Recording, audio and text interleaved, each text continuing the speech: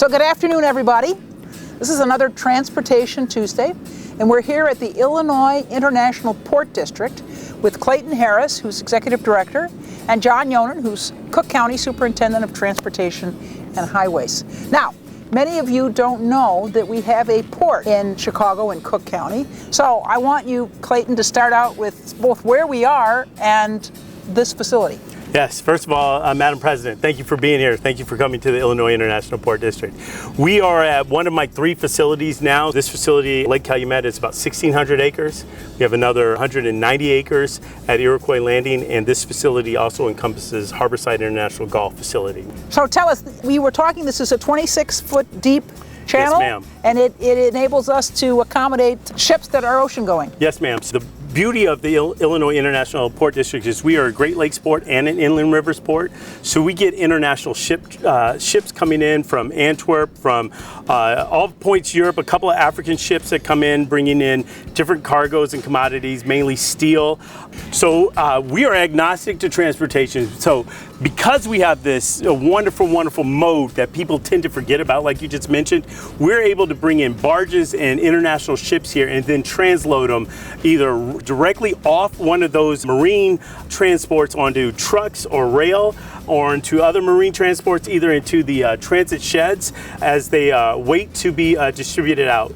We probably have over 4,000 trucks that come to and through within a month, and that was during a winter month. We have our own rail yard here too, and we have about 10 tracks that come over off the J-hook over the Bishop Ford, and then Norfolk Southern comes down the eastern side, and their rail yard is up at 103rd Street. So we have direct access from, again, the Class 1 carriers that come in here, and we transload. So when commodities come in here, sometimes they're stored for a finite amount of time, but then they're transloaded. And that's how we get the sugar for Tootsie Roll. So that's brought up on barge, depending on the sugar units that there are. Some is international, so coming from Mexico or a little bit further south. They're brought up here. They're offloaded here into one of the FDA-approved transit sheds that we have. And then it is taken by conveyor belt process, put back in hopper cars. So it's coming from the barge into the shed. It's transloaded over. It's a process is either put in rail hopper cars or truck hopper cars, and then it's shipped out to be made in the confection. Anything else you want to tell us about the port? Yeah, the port was established in 1951 in anticipation of opening the St. Lawrence Seaway. Which was? The opening of the Great Lakes. So as we get cargoes, international ships coming through the Atlantic into the Great Lakes so that they can distribute all sorts of commodities throughout the Midwest. So we have the 6 Class 1s that come into the port. We are on 2 waterway systems. So when you have the St. Lawrence and the Mississippi, so we're the only port right there. And then we're within less than 12 miles of major interstates. So we are uniquely positioned, and this is why the Illinois International Port District is the greatest multimodal facility in North America. And this is why that investment that the Invest in Cook did for us is allowing us to become more efficient. So the St. Lawrence River connects the 5 Great Lakes, all right? Huron, Ontario, Michigan, Erie, and Superior, yes, okay? Ma'am. To the Atlantic Ocean. Yes. Okay, all right. Yeah. And then they come through here down the Calumet River. Mm-hmm. We go down the Cal-Sag, we hit the Illinois, and make that left turn to the Mississippi, down to the Gulf of Mexico. All right, so all the way around to the Panama Canal and on to the Pacific. All right, so John, what brings us here today in terms of the Cook County Department of Transportation? Sure, so Butler Drive has come to the end of its useful life. The actual design of the roadway was a bituminous type of roadway design, which is basically means asphalt. It's an asphalt roadway, and it was to a depth where it was basically designed to hold trucks that are roughly around 80,000 pounds, which is the standard load of most trucks that are on our roadway system. Anything higher is an overweight type of truck.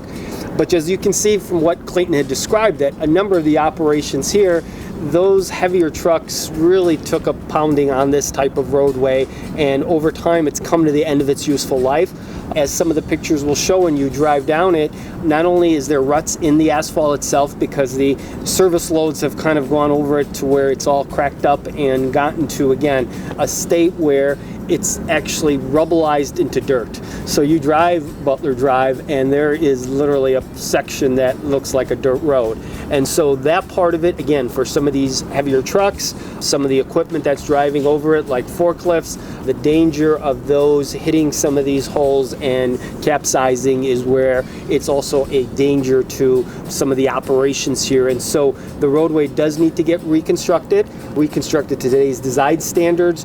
And industrial streets are just thicker concrete foundation. It is, so many, just a general, 9-inch concrete roadway would be suffice for regular trucks and some overweight trucks, but the industrial street design includes a 12-inch section of concrete and then some more stabilized sub-base for that concrete to actually be cast upon. So that design, again, will be able to last anywhere from 50 to another 75 years, and that is kind of, again, what we are currently designing.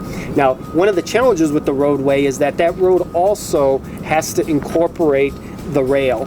And it was really important for, as Clayton said, for the railroads to be able to get in and rebuild the rail, which isn't typically eligible for federal dollars because it is, in this case, used for the benefit of the private railroads. And so there was a commitment to rebuild the rail first. And what was really important is that the rail and the ballast that it sits on had to be set at an elevation that meets the grades and the design of what our roadway is, so that, again, years later there won't be any conflict with the elevation of the grade of the rail and the roadway. And all of that, again, is where Clayton has said he's been able to kind of use some of the county engineers that have been the ones who are actually overseeing and being the project managers for this project. We funded it locally, but now it's eligible for federal dollars. And that is where the good story continues. As Clayton said, our initial investment in Butler Drive opened up funding for freight funds that the Illinois Department of Transportation received in the 2015 U.S. DOT capital bill that President Obama, the last capital bill that has passed, designated specific dollars for freight type of projects.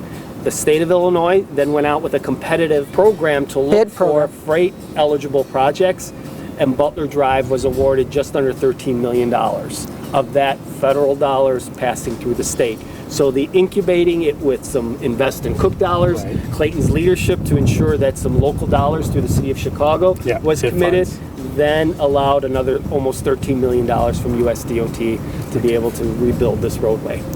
Plain and simple, we wouldn't be able to do this without the help with Cook County. You all have shown yourself to be an integral partner. We had a call for projects, again, as part of your long-range transportation plan, the Invest in Cook 2020 took applications in the end of March, just before some of the unfortunate circumstances with COVID, and we were able to evaluate the 2020 Invest in Cook port application was granted the full funding. As you said, you've rebuilt the roadway, but your application in 2020 was focused on rail, which is part of our freight program and what our long-range transportation plan wants to make investments, not only in roads, but your application was in what?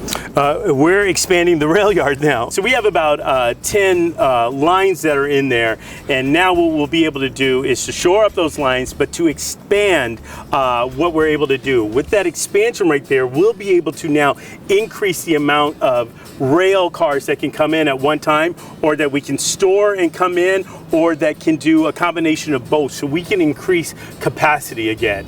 And are you increasing the number of lines that come in, or? So this is going to be the feasibility study on whether it makes sense to increase more lines, to extend the lines that we have. So that's what the study will look at as we move forward.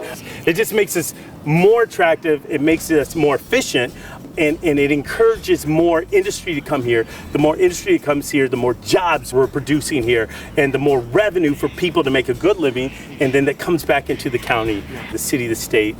All right, well, listen, thank you both for joining us. Clayton Harris, who's Executive Director of the Illinois International Port District, and of course, John Yonan, who's our Superintendent of Transportation and Highways. Thank you. Thank you all for joining us for Transportation Tuesdays.